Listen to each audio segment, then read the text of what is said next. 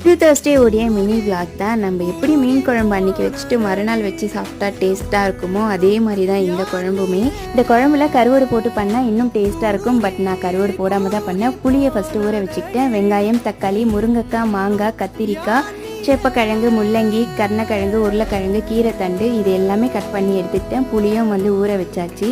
மொச்சையும் ஒரு 2 விசில் வச்சு எடுத்தாச்சு. ஒரு டபரால எண்ணெய் ஊற்றி கடுகு, சீரகம், வெங்காயம், கருவேப்பிலை, இஞ்சி பூண்டு 1 டேபிள் ஸ்பூன் போட்டுட்டு தக்காளியும் போட்டுட்டு எல்லா காய்கறிகளையும் போட்டு நல்லா உப்பு போட்டு மூடி விட்டுட்டேன் வதங்கட்டும் சொல்லிட்டு.